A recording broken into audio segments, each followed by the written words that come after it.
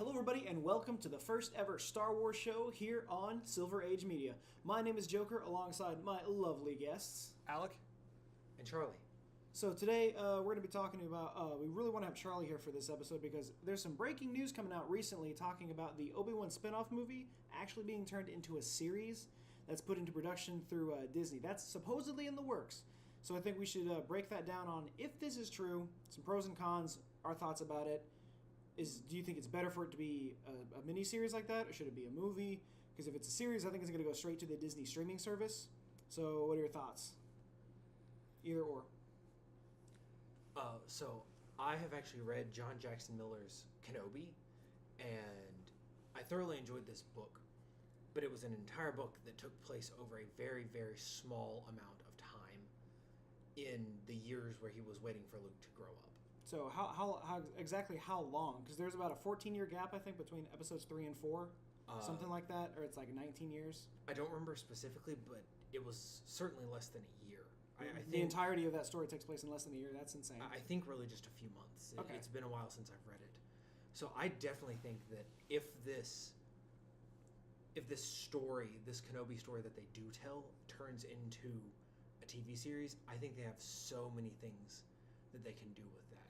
Obviously, he's kind of limited on Tatooine because he is hiding out from the Empire, but there's so much about his younger life, the time before Episode 1 where he was studying with Qui-Gon Jinn, that we could see. Now, avoiding the fact that the book is no longer canon, is there anything in that we could see like rehashing an idea in the series or the movie? I think if they did show an older Kenobi, sort of in the style of, I believe it's in Rebels, we see him elderly on Tatooine. They could even tell the same story. It didn't seem to have much of an impact on the overall Star Wars canon to me. Okay. What do you think? So, if they do take this series in the way that I'm expecting, which would be just that post-Episode 3 Obi-Wan, would you like to see that become part of... The rumored is up to 6 episodes is what we're getting, and so that's maybe 6 hours of playtime for Obi-Wan. Is this story something you'd like to see part of going forward, or would you like to see him just rehash out something new? Or I would definitely like to see an entirely new Kenobi story, because I think the end of Episode 3 and where we see him in the TV shows and then the original trilogy give us a pretty good idea of generally what was going on. Like I said, he's hiding out from the Empire. He can't, go around doing flips and killing things with his lightsaber. That does happen in this book. Okay. But it's a bit of a situation when it does. It's like a last resort kind of thing. Yeah, so I would much rather see even something akin to the Clone Wars TV show, maybe that era of Obi-Wan, or a younger Obi-Wan, maybe paired with someone else playing Qui-Gon Jinn, where we can see these acrobatics and learn more about his time as a Jedi. No, one of the things I'm thinking now is, if we got 6 hour-long episodes, I think that would be kind of sad. However, it'd still be better than the movie. If we got this, like, the one solo movie for Kenobi, it'd probably be, the 2.5 hour mark around there. And that would be great and everyone would love it. But for some reason, it seems like, 6 1 hour episodes is just so much sadder. Because I feel like we could go through those 6 episodes like it's nothing. But if they do, I think 2 important things they need to do is they need to lock in Ewan McGregor to come back. He said he would. He said he'd like to. But if Disney were to screw that up and try to get someone else that just looks like him to play Obi-Wan, it would crash and burn. But assuming that's not an issue, so if they get Ewan McGregor for 6 episodes, absolutely have to have Qui-Gon Jinn in some capacity, because it's just a giant cliffhanger at the end of Revenge of the Sith when Yoda says, your master has returned from the Nether to I'm going to teach you how to communicate with him, and that's how they learn the whole Force Ghost ability. Mm-hmm. So if they don't have him practicing that and speaking to him at all, we see it once in the Clone Wars, I think, right? Yeah, there was one scene where they have a Force Ghost of Qui-Gon talking to Kenobi, but if we don't see that in his isolation on Tatooine, that's literally one of the reasons that Yoda sent him there. Besides looking after Luke, he said, "I got training for you." you're going to learn how to communicate with Qui-Gon from beyond. Mm-hmm. So if they don't even like tell any of that, like that's just a huge loop that they need to fill in. We need more screen time with Liam Neeson. I think that I'm not mad at that being like an inferred thing, is that's what he's doing on his time or during his time on Tatooine. But had the Clone Wars not gone ahead and connected those dots a little bit, I would have been fine seeing him like attempting to make that practice, trying to initiate the conversation with Qui-Gon, but never really connecting on it until like the last episode, one of the last scenes being like him kind of getting over the hump. But now that we know that he has at least some understanding of how to do it, I think that would be a little unreasonable. But had we not gone there already, I think that could have been a really cool tone for the show. And like he's handling these things from the isolation on Tatooine, but he's also still trying to make that connection, still trying to bridge that gap. I think that could have been a really fun arc to run away with, especially if this is going to be like a one-shot, 6 episodes and we're done. I definitely think that is something they could do. That's actually a theme interspersed throughout this book where we are told that he has connected to Qui-Gon through the Force Ghost once. And periodically he's trying to do it again and trying to cope with helping people and staying and hiding because he's Kenobi. He's not really that great at staying hidden. Yeah, he's not really the stealth kind of guy. No, he's just kind of like, hey, I'm Kenobi. The universe never lets him. So one thing I think might be interesting is sort of combine the ideas we've talked about. Maybe have a show where we've got an older Kenobi. Definitely Ewan McGregor. I want to see him get his name changed to Ben. I want to see that happen on screen. Mm-hmm. And have him on Tatooine. Maybe something taking the place of where this book would be, where we do see these changes. We do see how he changes into this hermit, see him talking to Qui-Gon like we do in these books, get that connection at the end, but interspersed throughout it maybe are these memories of things we haven't seen in the Clone Wars, things we haven't seen before The Phantom Menace.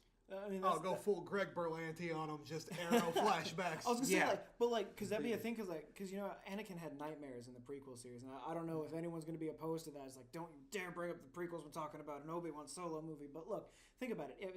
Anakin had like premonitions in his dreams about people close to him dying. What if like Obi-Wan starts getting like premonitions of like just gets like terror nightmares of like Anakin? He just gets he just wakes up at the foot of his bed is just like a burnt Anakin. Like, how horrifying that would be. Because he has to deal with that. Because he did kind of do that to him. Yeah, I mean, it was. See, that's not just something you just kind of like. Huh. Oh yeah, right. Right. I did that. Okay. Yeah, because it's just one of those things, and on top of that, is 6 episodes enough to tell a story that gaps the entirety of that? If they want to even do that, or they just wanted to focus on one specific point to be like, okay, this is an overall of what was happening in those years in seclusion. This isn't the entirety of it, but this is basically what was happening. I think just one main story to focus on. Because I'm assuming the entire time nothing insane was happening. I'm pretty sure there was probably 5 years there where he legit just did nothing.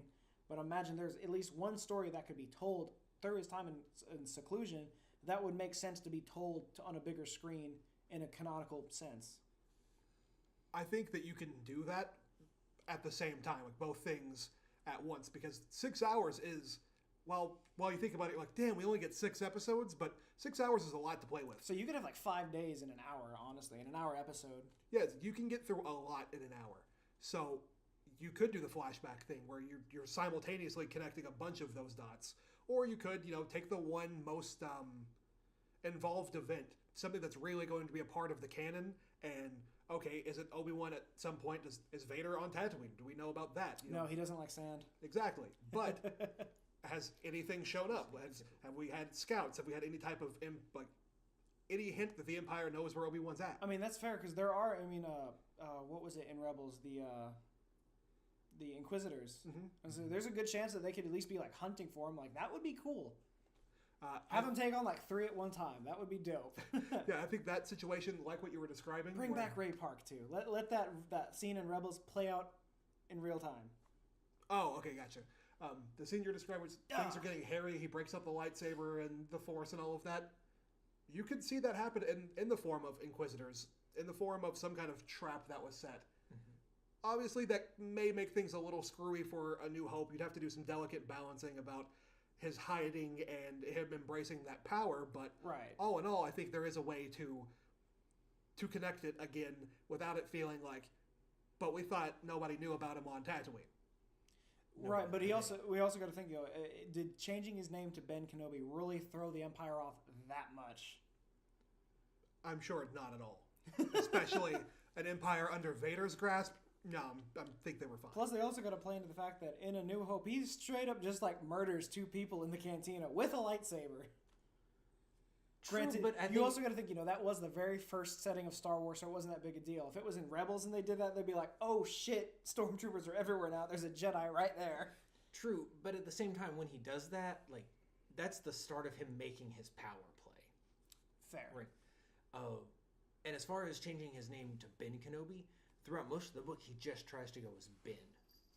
Okay. So, because he is living that seclusion, he wants people to know as little as possible about him. So just completely avoiding the last name altogether and shrinking just from Obi-Wan to Ben is a pretty good way to do that. So we don't know all the Inquisitors' numbers, right? And you mentioned some of them might show up on Tatooine. That would be really cool because those are people who are trained with lightsabers, and really lightsaber versus lightsaber combat, that's what we love about Star Wars, right? Facts. And so being able to see some of these other Inquisitors who maybe aren't as important to the story, don't have these really close ties to the main efforts of the canon, I think it would be great, because you mentioned that nobody knows who he is on Tatooine. Well, nobody living knows who he is. Mm-hmm. So if he just ices some Inquisitors, he's not exactly going to feel bad about it. I mean, sorry, go ahead. Well, and most of Tatooine is a desert. So Fair. If he's just out somewhere and gets jumped, or has to run and hide somewhere, there are tons of places where he can just slip into a ravine or some caves or something, and then use the Force to conjure a sandstorm. That would be cool. Yeah, and then all of a sudden you've got a nice enclosed fight where he can go full Kenobi. And I mean, you almost kind of have to have those kind of fights, because we have not had anything Star Wars related to date that I can think of, maybe besides Republic Commando, that didn't at least show a lightsaber. Even Rogue One had Darth Vader's hallway scene, and we even saw Darth Maul ignite his in the end of Solo. In Republic Commando, you fought against General Grievous, so he had lightsabers. Well, look at that. You was going to say, pretty much everything Star Wars related has literally had lightsabers in it, so you can't do a Star Wars movie without lightsabers, or at least not showing one. You have to at least show it for it to be like, okay, yeah, I can believe that's Star Wars now, just because it was there. That's fair. Penny, for your thoughts? No, I'm good. I just was thinking. All right. You're good. Now, if it is a movie, I think one of the pros that we have there is we're going to get a very nicely packaged, gift-wrapped story. And that's one thing I want to actually bring up now that you mentioned that. If it is a movie, because it would be for the Disney streaming service, do you think that there would be a smaller budget because it's a series like that? It's just like a 6 1-hour series? Or do you think the budget would be the same as it would be for a larger film that they would typically do for a Kenobi movie? I think the budget will come down a little bit, but that's because as we're moving forward, films are just becoming more expensive in general. So everything that you do is requiring these huge task force crews, essentially, to make everything happen. And while it's the same on a TV situation, it's Disney service. They have whatever limits that they want to impose on themselves. So you can make, even if it's $10 million an episode, which I think is about where a lot of these series, like Arrow and Flash, the DC stuff. I think Agents of S.H.I.E.L.D. had like a $26 million pilot or something like that, and that was like the most expensive for its time. So I know I'm off on that number, but it's not by very much. So $10 million per 6 episodes, you're getting up to $60 million.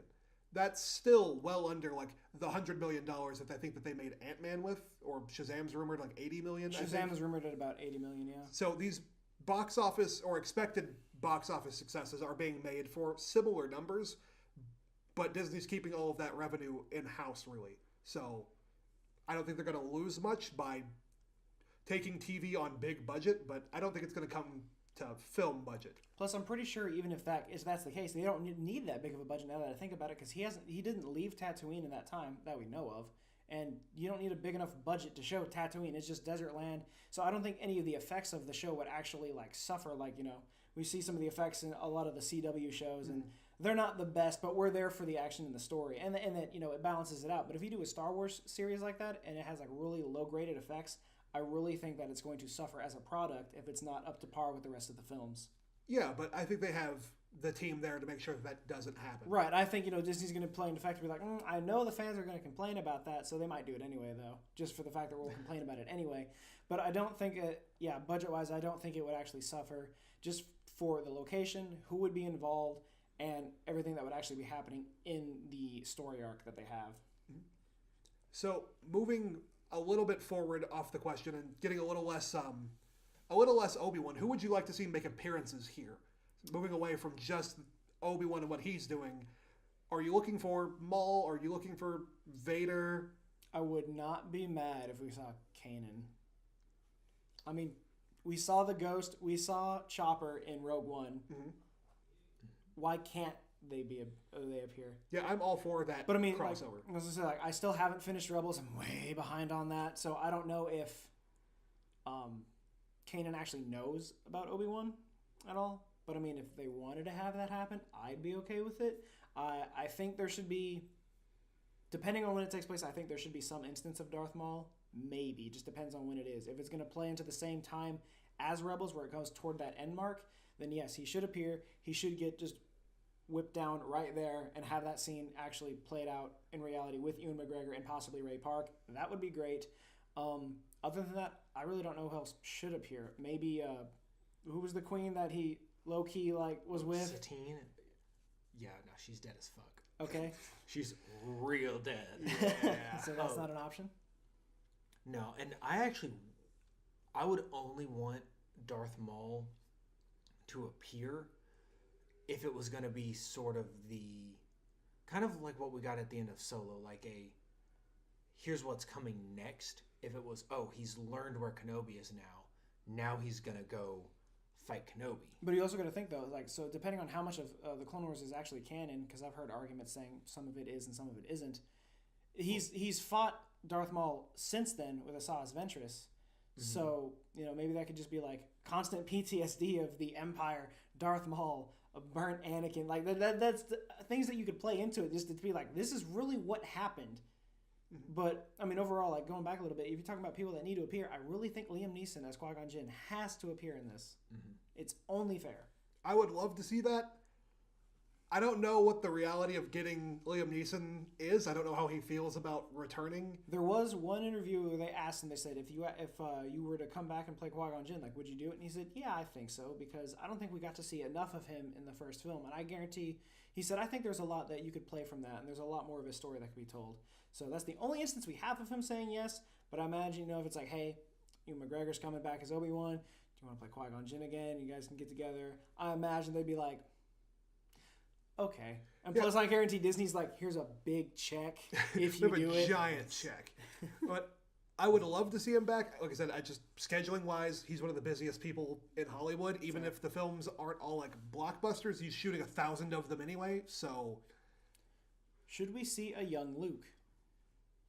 I would say no. Okay. I would be pretty anti-Luke on this one. Not necessarily, not to have a big role, just to, have him walk by or something, just to know that he's there. Be it 8 years old or something. I guess you could infer it with a younger child if you wanted to. Just you'd be walking to the canteen and someone just walks past and come on, Luke. Something like that, just show him. A minor thing like that, yes. I wouldn't want Luke as a character a cameo, of the show. Like a cameo, not a main character, no. But at the end of an episode 4 or something, for the series, not for A New Hope. Mm-hmm. But have him to be exiting somewhere, he's just got out of a battle or he's taking shelter somewhere, and you see kind of the family dynamic, because he is there to hide, he's there to be a guardian, so having a cameo would be appropriate. I just wouldn't want 8-year-old Luke running around in the desert. But here's something you think about. In that first episode of a lot of these shows, you go through a daily routine of what the character has actually been doing since whatever they were seen in last. Mm-hmm. It could be the same thing as Luke in The Last Jedi. Rey saw him. He gets up in the morning. He goes, he gets like milk from that weird sea cow. That was a firework. It's February. Please don't be shooting off fireworks. Come on, guys. What was I saying? Okay, so, you see his routine. He'd come out of his shelter. He'd go. He'd get milk from the sea cow. He'd get the fish. He didn't do a whole lot. So it'd be kind of one of those things, like you would see that this first episode open, you'd see Obi-Wan, like, doing typically what he does. Maybe he kind of the same routine, going, getting stuff for the day, going back. And then it would just be like a scene, like for Luke, for instance, what I'm saying is like maybe just a scene. There's like the twin sunsets. He's just standing off at the distance, just watching the house. And you can like see like maybe a silhouette of a child like outside running around playing or something. It's just showing that he is there still watching over him. Yeah, I would be fine with something like that. What I first interpreted the question as is like, do you want little Luke out there like having his own little arc in the show? I don't want it to turn into Indiana Jones and Short Round. No offense to Short Round. Short Round's amazing, but that doesn't need to happen. Because Luke knows who Ben Kenobi is when A New Hope comes around, but he's not. I don't know how heavily involved he should be. Yeah, I don't think you should have the meeting. I don't think there's a contact point there. Like, I think if you have the silent observer thing for Obi-Wan, I think that's the best case scenario. And you don't have to show that like every episode, and maybe like 2 episodes you should see that. Yeah. Just to implement, he is there to watch after him. I think that could be a fun direction to take it, because honestly, I just don't think that era for Luke is going to be that interesting ultimately. No. The way to make it interesting is to put it in Obi-Wan's perspective and have him like secretly just like demolishing, saying like Tusken Raiders or whatever around the area of the house, like that kind of stuff, like daily maintenance of protecting Luke. That would be interesting.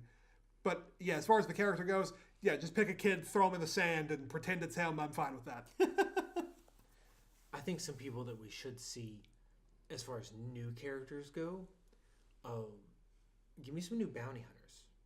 Right, we have that lineup in Empire Strikes Back, and Vader's, of course, has no disintegrations. No disintegration. So we know it can't be any of those bounty hunters, because they would have gone back and said, "Hey, Vader, guess where Kenobi is?" Mm-hmm. Right?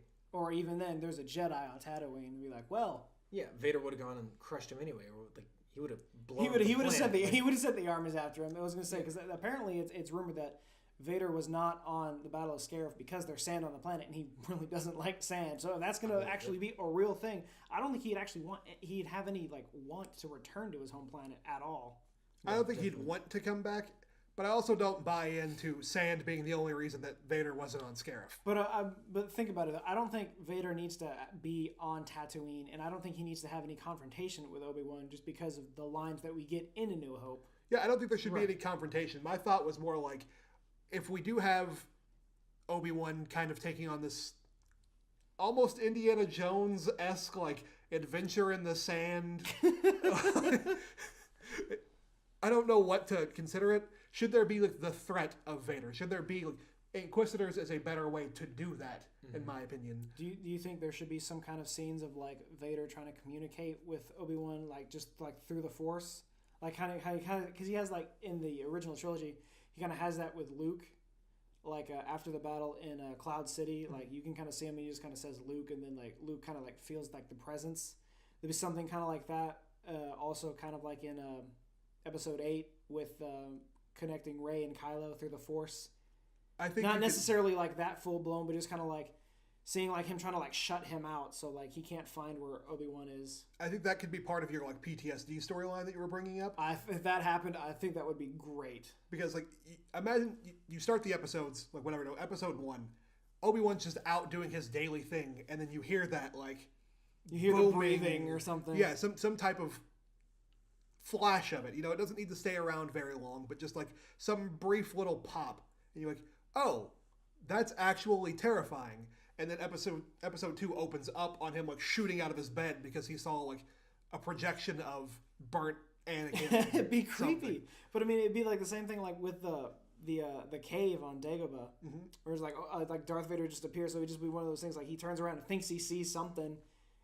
I'm not saying like that's. I don't think that's how this is going to go at all. But if they did have something to play into that, I think it would just build to the character that Obi-Wan is really like scarred for life by the time A New Hope comes around, because he's just like he's like, how did my father die? And he's like, about that.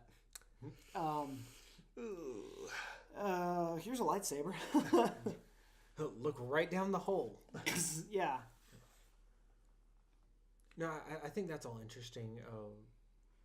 I still like the Inquisitor idea. 100% on board for that.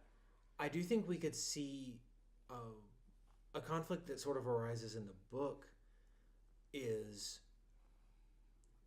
there are other Citadlers out there, and he's trying to balance protecting them as well with his role, the most important role he has of protecting Luke and not being noticed. So maybe we see him in Mos Eisley or in Mos Espa, and he runs afoul of somebody, and they say, hey, it's one old dude. Clearly he's not a Jedi, because why would they think he's a Let's Jedi? fight the old guy, and they're all just going to get their asses kicked. I love it. We're going to all get in our speeders and go posse up to his house, because we've heard where he lives. Swoop bike gang. Yeah, and they're going to roll up and, maybe there are, 5 of them. Maybe there are 8 of them. And how does Kenobi handle that? Does he just go and, murder a bunch of people? Because even if they're thugs and villains... If it's self-defense, I think he'd, Oh, he definitely could. But I think that would be an interesting conflict, because if he leaves bodies lying around, that many people might... The wrong sort of people would notice, and then they would look into it, and that's going to sort of blow his cover. But if he doesn't do anything, how is he going to defend himself? He uses a vibroblade. I'm pressing the X key to doubt. It's a thought. But I think we could also see a lot more of that side of the Force used, because we really only see... You don't want to fight me. Yeah, we really only see that side of the Force used a few times. Mm-hmm. But there are other auxiliary powers that we know exist. Whether they're in the movies and we just see certain characters using them, or whether they're online or in the extended universe that's not canon anymore, admittedly. But maybe he explores some of those as part of his meditation. Mm-hmm. He learns more about how to use the Force. So as part of his connectivity, he finds ways to kind of be a mediator instead of fighting, because he does have to try to keep that cover. Mm-hmm. And so if you can just subvert people's thoughts, you're not going to have to get into a whole lot of combat. So I like that idea. Let him get into a conflict somewhere, like Mos Eisley. Maybe he's been in the cantina a couple of times or something. You get drunk space aliens. You never know what's going to happen. So that's true. Wookiees will rip a man's arm off. Give me some more of the Wolfman. Wolfman, please. More Wolfman 2K19. No. All right, somebody who has to show up, whether it's a movie or a TV show, Therm Scissor Punch. We need more Therm Scissor Punch for sure. We need more Therm Scissor Punch. Absolute favorite character that has no significance whatsoever. You guys will close this up? Yeah, I think that'll be good for now. Sweet. Any final thoughts, though? I'm looking forward to it. There's a reason that right on the other side of the camera there's a life-size cardboard cutout of Ewan McGregor as Obi-Wan Kenobi. He is my favorite character in Star Wars. The reason this is the first Star Wars book I've ever owned. Definitely not going to be the last, but Kenobi is my favorite character, hands down. I'm excited for whatever it is. I just, every time they say it's been paused, or it's been shelved or whatever, it scares me a lot, because that's the one thing I don't want to have happen. I would rather have something, whatever form it is, than nothing. It's fair. What about you? At this point, I'm just hopeful for anything. Like you're saying, I would love the TV show. I'd love a movie, but give me something. I want tangible Obi-Wan stuff. We don't really get a whole lot of our wish list has been a little out of sync now. We're just getting a lot of random stuff, it feels like, in the Star Wars universe, which I'm not against. Any new content, I'm pretty much going to watch and I'm going to love it. But things like the Obi-Wan movie, some Boba Fett stuff, some Yoda stuff, they've been very light on approaching those things because they are beloved characters. They are hard properties to tackle. But if we're getting a Cassian Andor show, I'm sure there's room to have other stuff in that same timeline running along. Now, we don't know much about The Mandalorian. Not yet. So maybe we're planning to go further into that side as well on the TV stuff. We're getting pretty sideways, but if we could just go straight forward, deep into that lore, give me some more Obi-Wan, give me some more of those core characters, I'd be all here for it. I mean, for me, as long as it's Ewan McGregor, I'm not going to have any problems. But I mean, I'm sure we could sit here and talk about this for hours on end, but I think that's all for this episode. We can bring this up in future episodes once we have more information. But that'll be all for this week's episode of an unnamed Star Wars show that we have here at Silver Age Media. If you have any ideas of what this show should be named, leave it in the comments. We'll take it into account. We've got a list of about 8 names to pick from, but nothing is sticking yet. But that's it for now. We've talked Kenobi. Want to know your thoughts? Let us know down below. And just remember, may the Force be with you.